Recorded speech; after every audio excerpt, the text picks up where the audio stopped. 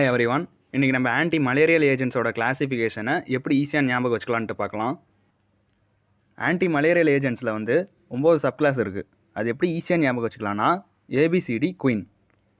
A for 4 aminoquinolones, 8 aminoquinolones, amino alcohol, antibiotics. B for பைகுவானைட்ஸ்.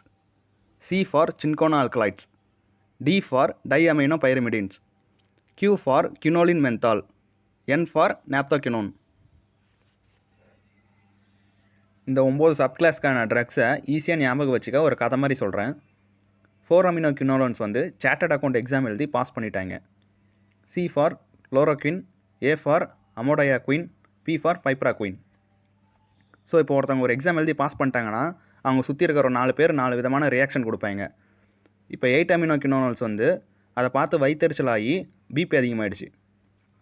B for bulaquine, P for பிரைமாக்வின்.